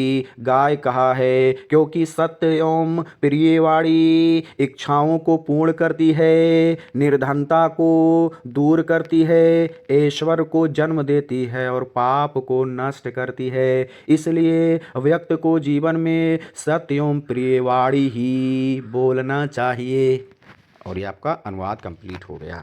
चलते हैं अगली सूक्ति की तरफ। तो सूक्ति नंबर 13 पर हम पहुंच गए हैं। धीरे धीरे करके हम इस चैप्टर के अंत तक पहुंच रहे हैं और आप यकीन करें बेटा, एक एक पद्यांश आपके लिए उतना ही महत्वपूर्ण है जितना व्यक्ति के जीवन में ऑक्सीजन। यूपी बोर्ड परीक्षा में अगर आपको टॉप करना है, आपको अच्छे नंबर लाने हैं, तो ताज सर हिंदी वाले गुरुजी पर जितने भी वीडियो डाले गए हैं उसको आप पढ़ते रहिए। मैं आपको पूरा आश्वस्त करता हूँ कि यूपी बोर्ड परीक्षा में पेपर का पोस्टमार्टम आप एक एक प्रश्न को आप चीर करके रख देंगे, एक एक प्रश्न को आप बिल्कुल अच्छे तरीके से करके आएंगे, ये मेरा आपसे वादा है। लेकिन बस शर्त यही है कि आप सभी वीडियो को पूरा ज़रूर देखें। जितने भी वीडियो पड़े हुए हैं ताज सर हिंदी वाले गुरुजी पर, इसको देखें। और मेरी विनती है बेटा आप सभी से, आप सब मेरी फैमिली हैं, आप सब बहुत अच्छा सपोर्ट कर रहे हैं मुझे, आप सब से मुझे यही उम्मीद है कि आप सब निरंतर वीडियो को खुद देखेंगे, चैनल को सब्सक्राइब करेंगे और लोगों से भी वीडियो देखने के लिए, चैनल को सब्सक्राइब करने के लिए कहेंगे, ताकि मुझे साहस हिम्मत मिलती रहे। और आप सबने जो अभी तक मेरे लिए किया है इतने कम दिनों में, चैनल के ग्रो के लिए, चैनल के उन्नति के लिए जो आपने किया है, दिल से शुक्रिया। आप सब मेरी फैमिली हैं, आपने बता दिया है, आप सबका एक एक काम बड़ा शानदार रहा, इसके लिए आपको बहुत धन्यवाद। लेकिन काम अभी पूरा नहीं हुआ है बच्चों, निरंतर आप वीडियो को देखते, सब्सक्राइब और शेयर करते रहिए, ताकि मैं आप सभी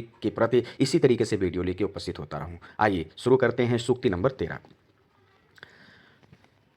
व्यतिस जाति पदार्था अंतरा कोऽपि हेतु न खलु बहिरूपाधीन प्रीतया संरक्ष्यन्ते विकसति ही पतंगसुदयो पुंडरीकम दर्बच्चा हिमसमा उद्गते चंद्रकांता। ठीक बेटा, तो आप उम्मीद है कि संस्कृत पढ़ना भी सीख रहे होंगे। एक एक शब्द का हम लोग आइए अर्थ देखते हैं। व्यतिस जाति मतलब जोड़ती है या मिलाती है, जोड़ता है या मिलाता है। पदार्थ अंतरा, पदार्थों के अंतर को या पदार्थों के खाली स्थान को, पदार्थों के अंतर को या पदार्थों के खाली स्थान को अपि कोई। हेतु मतलब कारण, हेतु मतलब कारण, ना मतलब नहीं, खलु मतलब केवल, बाहिर उपाधीन बाहरी कारण पर, बाहरी कारणों पर, बाहरी कारणों पर, प्रीतया प्रेम, संरक्ष्यन्ते सुरक्षित होता है, संरक्षित सुरक्षित होता है, या ये लिख लेंगे आश्रित होता है। ठीक है, आश्रित होता है, संरक्ष्यन्ते आश्रित होता है। विकसति, विकसत मतलब खिल जाते हैं, ही ऐसे रहेगा। पतंगस उदयो, पतंगस उदयो मतलब सूर्य के निकलने पर, सूर्य के निकलने पर। पुंडरीकम कमल, लेकिन इतना लिख लेंगे धरती पर कमल। ठीक है, धरती पर कमल। और जो हमने पतंगस उदयो लिखा है उदयांचल पर सूर्य के, उदयांचल पर सूर्य के निकलने पर। ठीक है, उदयांचल पर सूर्य के निकलने पर पुंडरीकम मतलब कमल खिल जाते हैं धरती पर। ठीक है, दरबच्चा, दरबच्चा मतलब पिघल जाती है, चा मतलब और। हिमसमा उद्गते, हिमसमा उद्गते मतलब चंद्रमा के निकलने पर।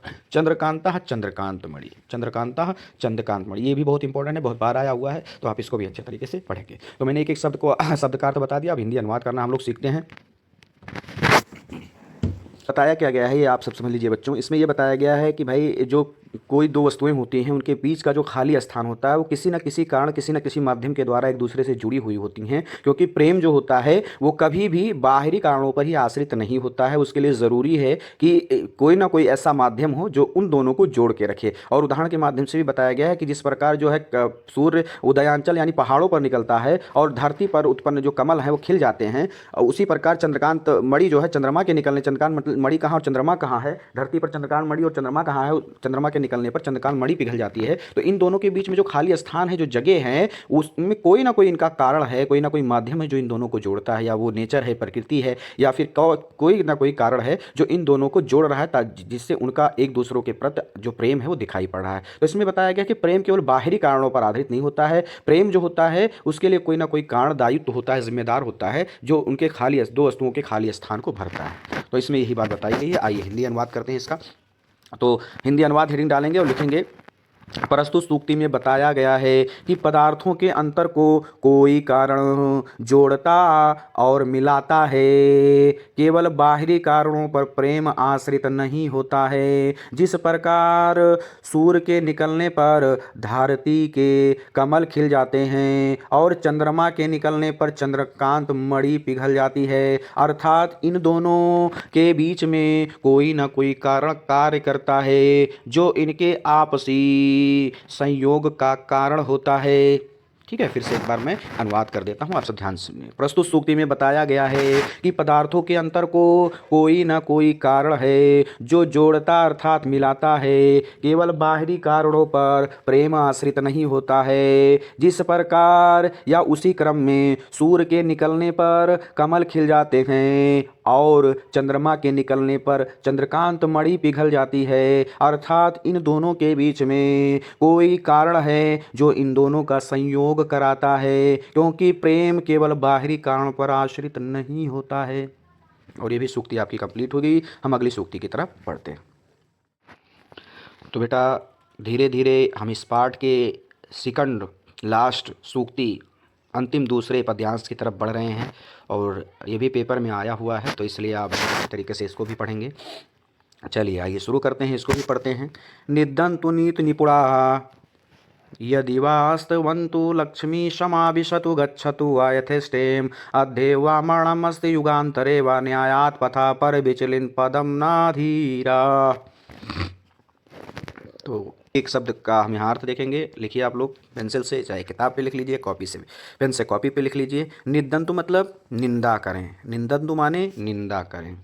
नीत निपुणा, नीत में निपुण लोग, नीत निपुणा, नीत में निपुण लोग, ठीक है, नीत में निपुण लोग। यदि, यदि वा जहाँ भी आया है हम ध्यान देंगे, ठीक है, अथवा कर लेंगे। तो यदि वा का क्या हो जाएगा, अथवा, यदि वा का मतलब अथवा, ठीक है। अस्तवंतु, अस्तवंत माने प्रशंसा करें, स्तुति करें या प्रशंसा करें। आगे लक्ष्मी, अब इसको लिखेंगे धन की देवी लक्ष्मी, धन की देवी लक्ष्मी। समाविशतु, समान आए, समान आए या पास आए, समान आए या पास आए। गच्छतु, चली जाएं, गच्छतु चली जाएं, वा मतलब अथवा, गच्छत मतलब चली जाएं, वा मतलब अथवा। यथेष्टेम अपनी इच्छा के अनुसार, यथेष्टेम अपनी इच्छा के अनुसार। अद्यो आज ही, अद्यो आज ही, वा मतलब अथवा, वा मतलब अथवा। मरणम, मरणम मतलब मृत्यु आ जाए, मरणम मतलब मृत्यु आ जाए। युगांतरे, युगों के बाद आए, युगों के बाद आए, वा मतलब अथवा, वा मतलब अथवा। न्यायात, न्यायात मतलब न्याय के, न्यायात मतलब न्याय के। पथा मतलब रास्ते से, रास्ते से, न्याय के रास्ते से। पर विचलन्ति, विचलित, पर विचलन्ति विचलित, पर विचलन्ति विचलित।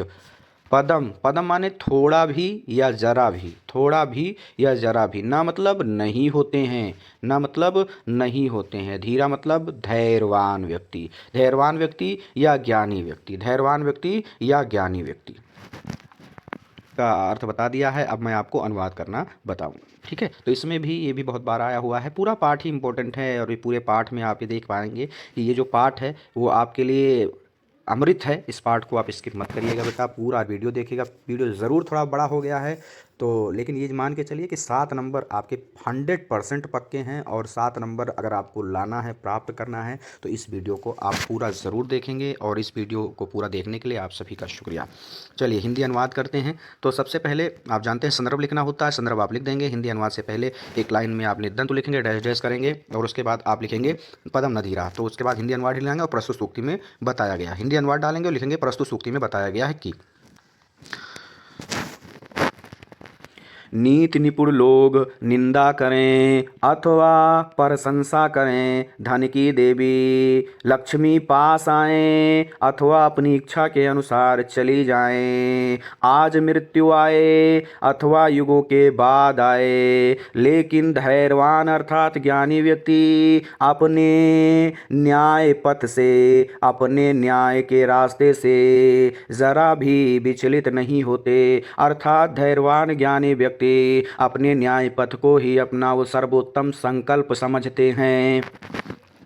ठीक है, एक बार फिर से मैं आपको और अनुवाद बता दे रहा हूं, ध्यान से आप सभी सुनिएगा। प्रस्तुत सूक्त हिंदी अनुवाद हेडिंग डालेंगे और लिखेंगे प्रस्तुत संस्कृत पद्यांश में बताया गया है कि नीति में निपुण लोग निंदा करें अथवा प्रशंसा करें, धन की देवी लक्ष्मी पास आए अथवा अपनी इच्छा के अनुसार चली जाएं। आज मृत्यु आ जाए अथवा युगों के बाद आए, लेकिन धैर्यवान व्यक्ति कभी भी अपने न्याय न्याय के पथ से थोड़ा भी विचलित नहीं होते। अर्थात धैर्यवान ज्ञानी व्यक्ति अपने न्याय पथ को ही अपना सर्वोत्तम संकल्प समझते हैं, परिस्थितियों से कभी भी समझौता नहीं करते हैं। और ये आपका अनुवाद कंप्लीट हो गया। सूक्ति नंबर 14 हमने कंप्लीट कर ली और अंतिम और आखिरी सूक्ति की तरफ बढ़ते हैं। तो बच्चों, सूक्ति नंबर 15 और इस चैप्टर की अंतिम सूक्ति है, तो इसको आप अच्छे से पढ़ेंगे। मुझे उम्मीद है कि आपको पूरा पाठ समझ में आया होगा। और आप सभी से बस यही निवेदन है मेरा कि इस वीडियो को खूब शेयर करें और खूब बच्चों को बताएं। आप खूब कमेंट करें और कहीं ना समझ में आया हो तो कमेंट में ज़रूर बताएं। और आप सब मिल करके मुझे सपोर्ट करें ताकि मैं आपके लिए इसी तरह मेहनत कर सकूँ, इसी तरह कार्य कर सकूँ। अब मैं पढ़ा भी नहीं रहा हूँ इस समय किसी भी विद्यालय में। अब मेरा उद्देश्य यही है कि ना पढ़ाते हुए भी मैं आपके बीच में उपस्थित रहूँ और आपको आपकी बोर्ड परीक्षा की तैयारी में मदद कर सकूँ, हेल्प कर सकूँ। ज़रूरी नहीं है कि विद्यालय ही माध्यम हो, ज़रूरी ये है कि आपको पढ़ाया कैसे जाए। पढ़ाने के लिए बहुत सारे माध्यम हैं। तो मैंने सोचा कि उन बच्चों का जिनको मैं पढ़ा रहा था या उन बच्चों का जो यूपी बोर्ड परीक्षा 2026 में बैठने वाले हैं उनका अब हिंदी में क्या होगा, तो मैं अपनी सोच से मैंने आप सभी के मदद करनी चाहिए और आप सभी के मदद के लिए ही इस यूट्यूब चैनल को बनाया गया है। और इस यूट्यूब चैनल पर मेरा अपना ये प्रयास है कि हिंदी के आप जीनियस बने, हिंदी में आपका नंबर कम ना हो, यूपी बोर्ड परीक्षा में हिंदी में ही आप टॉप करें। इसीलिए मैंने इस चैनल को बनाया है और इस चैनल पर मैं निरंतर परिश्रम करता रहूँगा। बस आप सभी मुझे इसी तरह सपोर्ट करते रहें। आप सभी के सपोर्ट के लिए और इस तरीके से आप जो अपना सहयोग दिखा रहे हैं इसके लिए बहुत शुक्रिया बच्चों। मुझे उम्मीद है कि आप सभी निरंतर मेरे साथ ऐसे जुड़े रहेंगे, मेरे साथ अच्छा व्यवहार करेंगे और मैं आपको हिंदी का जीनियस बनाने में कभी कोई कसर नहीं छोड़ूंगा। यही अब मेरे तरफ से आप सभी को आशीर्वाद है। तो अंतिम सूक्ति की तरफ हम बढ़ते हैं और अंतिम सूक्ति जो है वो है जो हमारी वाणी होती है उसके बारे में है, किस प्रकार हमें वाणी रखनी चाहिए उसके बारे में होती है। तो आइए पढ़ते हैं इसको। ऋषयो राक्षसीम आहु वाचम उन्मुक्त दिरप्तयो साहि योनि सर्ववैरणाम ही लोकस्य निर्हृति। ठीक है बेटा, तो उम्मीद करते हैं कि आपको समझ में आया होगा।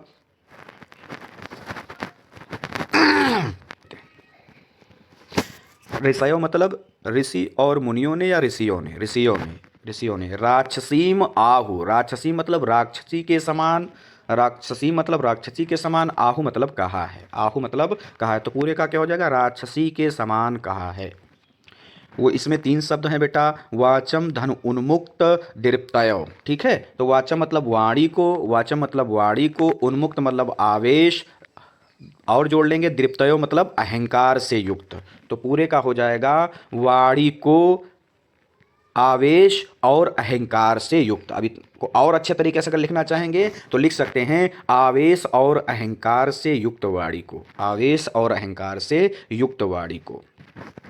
सा मतलब वही, सा मतलब वही। योनि मतलब जन्म स्थली है, योनि मतलब जन्म स्थली है। सर्व बैराणाम सभी प्रकार के बैरों की, शत्रुता की ब्रैकेट में शत्रुता लिख लेंगे, सभी प्रकार के बैरों की ब्रैकेट में शत्रुता की। सा मतलब वही, ही माने निश्चित रूप से, ही माने निश्चित रूप से। लोकश मतलब संसार को, निवृत्ति मतलब समाप्त करती है, निवृत्ति मतलब समाप्त करती है। तो हमने सभी शब्दों का सरल अर्थ देख लिया। अब आइए हिंदी अनुवाद करते हैं। तो संदर्भ आप वही लिखेंगे, संदर्भ में पाठ का नाम और सुभाषित रत्नानी लिख देंगे और उसके बाद में आप हिंदी अनुवाद से पहले ऋषय और धनरेजस करेंगे और निवृत्ति लिख देंगे। फिर हिंदी अनुवाद हेडिंग डालेंगे और लिखेंगे प्रस्तुत सूक्ति में बताया गया है कि ऋषियों ने आवेश और अहंकार से युक्त वाणी को राक्षसी के समान बताया है, क्योंकि वही वाणी सभी प्रकार के वैरों अर्थात शत्रुता की जन्मस्थली है और निश्चित रूप से वही वाणी इस संसार को समाप्त कर देती है। इसलिए व्यक्ति को अपनी वाणी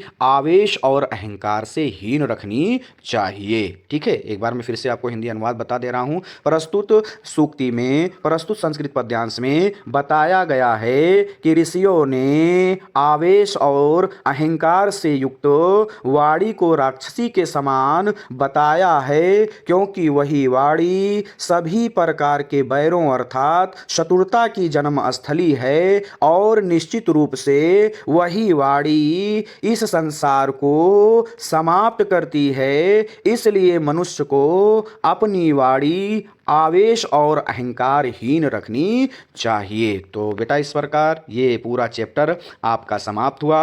मुझे उम्मीद है कि पूरा चैप्टर आप अच्छे तरीके से समझे होंगे। कहीं कोई दिक्कत आई है तो आप मुझे कमेंट में ज़रूर बताएं, मैं आपको फिर से बताऊंगा। और आप सभी से वही विनती, वही निवेदन है कि इस वीडियो को खुद देखें, अपने दोस्तों को बताएं और उन्हें भी इस चैनल को सब्सक्राइब करने के लिए कहें। इसको इतना शेयर करें कि आने वाले समय में ताज सर हिंदी वाले गुरुजी चैनल एक अच्छा हिंदी का प्लेटफॉर्म बनकर उभरे और लोग इसके बारे में जानें। जैसे आप पढ़ रहे हैं वैसे उत्तर प्रदेश के सभी बच्चे पढ़ें, यही मेरी आपसे विनती है, यही मेरा आपसे निवेदन है। इस वीडियो को कम से कम आप अपने 10 दोस्तों को ज़रूर भेजें जो यूपी बोर्ड परीक्षा 2026 की तैयारी कर रहे हैं। और इस वीडियो पर आप सभी जान रहे हैं कि 9 से 12 तक हिंदी को पूरी तरीके से पढ़ाया जाएगा। आप सब ये भी बताइए कि अगला वीडियो किस पाठ को लेकर के हम उपस्थित हों आप सभी के सामने। पूरा वीडियो देखने के लिए आप सभी का सहृदय धन्यवाद।